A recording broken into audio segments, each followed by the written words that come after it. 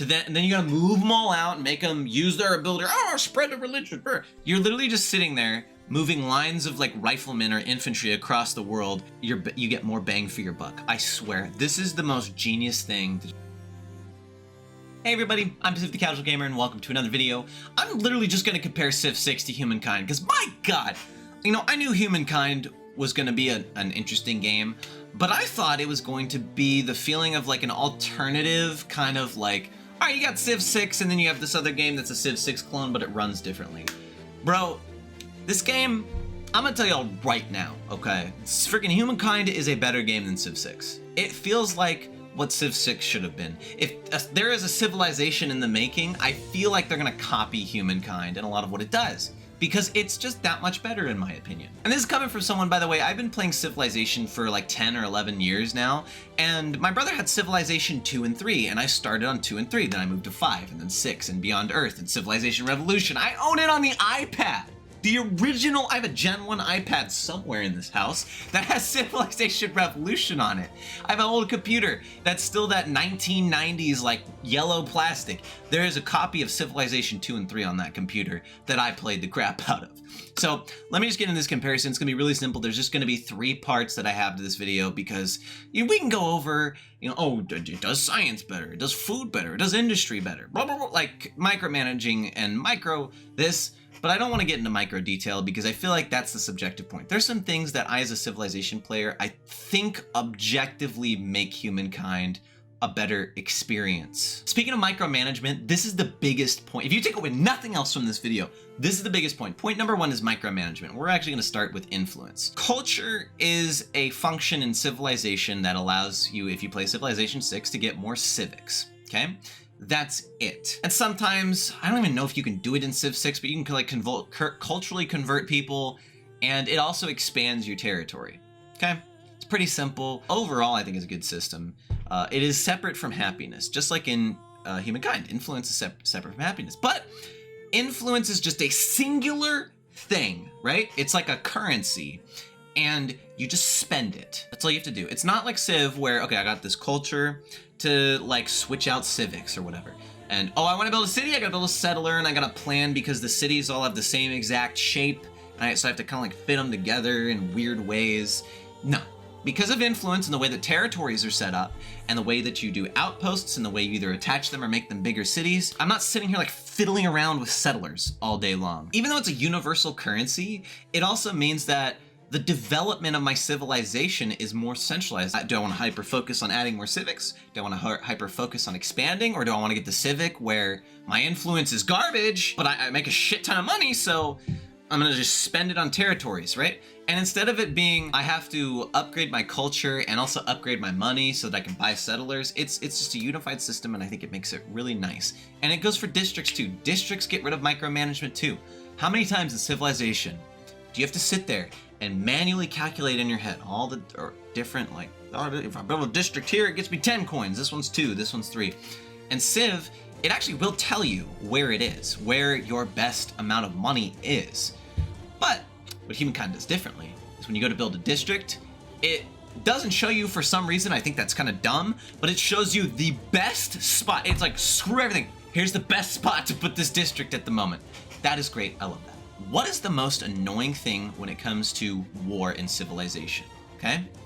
If you guessed moving your units individually to specific tiles to suit their specific needs and trying to move them through each other to get to the specific thing, you guessed right, because that's the most annoying fucking thing in the world. Also, cities only take up 1 spot. You know what that means? That you have to like position it so that like your warriors are there and your archers are around the warriors, and if, oh, this warrior died and that warrior took his spot, so you have to back the archers up and they can't shoot that turn, you gotta move the warrior.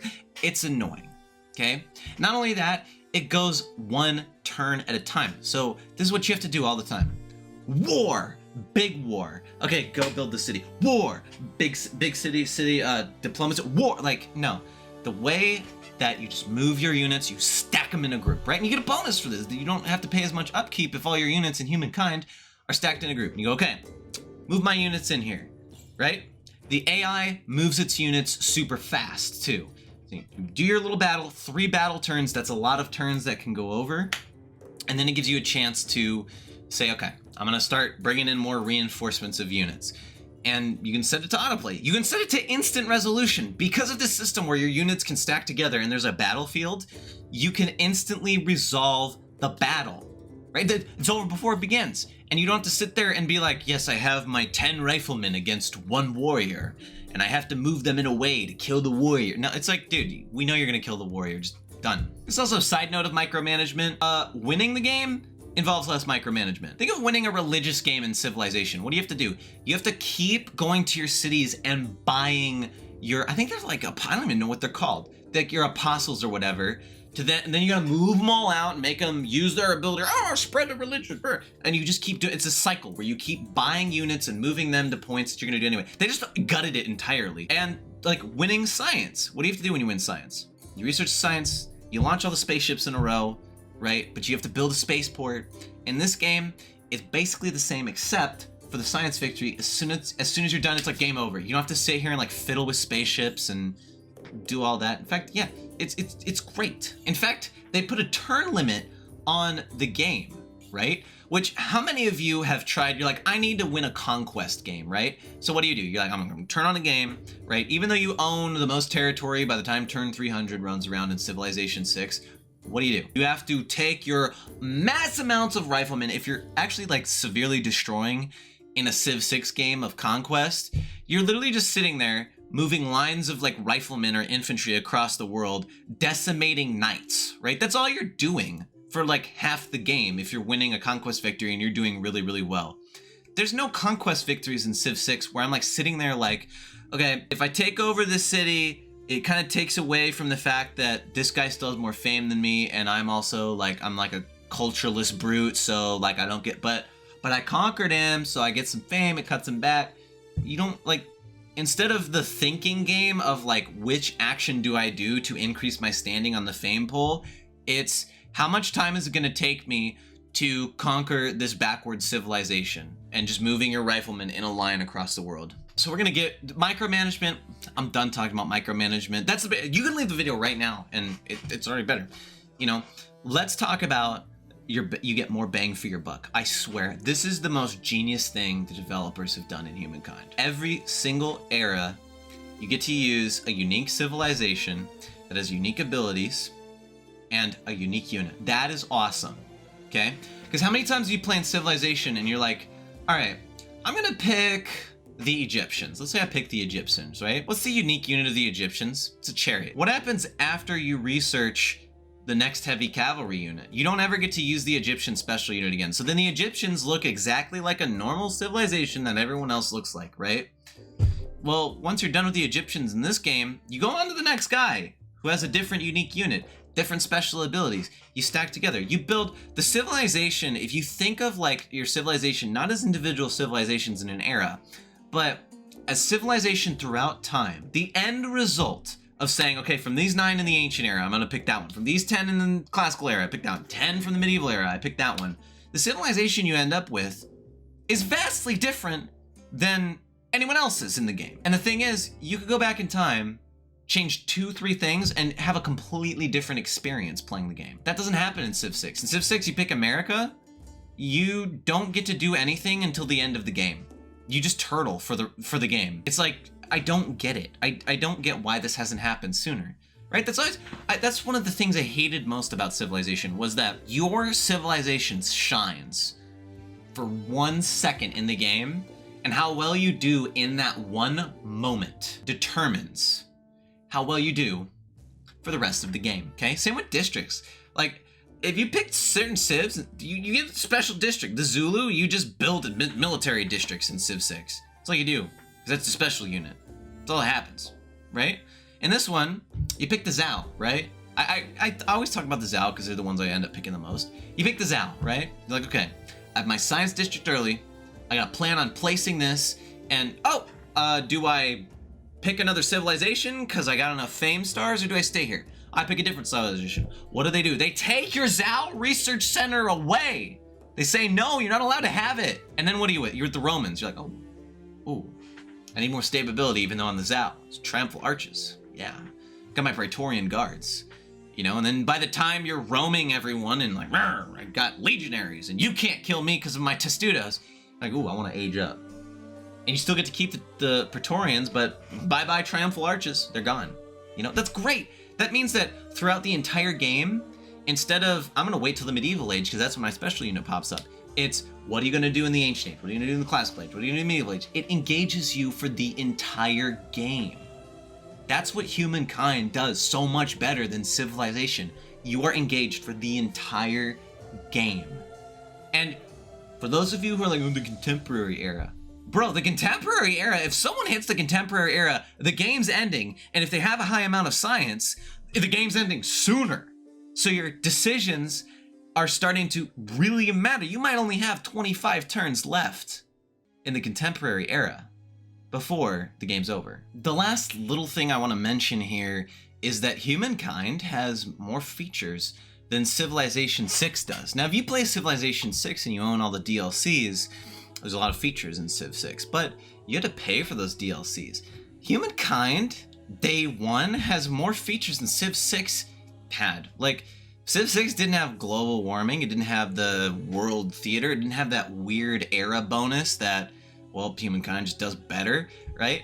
Think of the civic system in Civilization 6. You only have so many. Humankind, you get to activate all of them, if you can actually activate them and then pay for them. But global warming, that's a thing. And in fact, in Civilization 6, if you cause global warming, it doesn't end the game. There's no final step to global warming. In Humankind, you can end the game by polluting the world and being a huge dick, but that's beside the point. You know, there's a lot more unique units. There's a lot more to do. There's a lot more in Humankind than Civilization 6.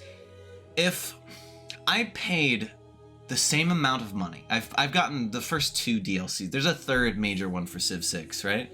The first 2, I think that means I paid $120 for Civ 6, right? Humankind's only $50, and it's better than Civ 6 with 2 DLCs. It just is. A last little note that I want to end here, which, like, I know I said at the beginning is the less micromanagement is really important. This is something that I think if you were only like a super nerd, you would notice this.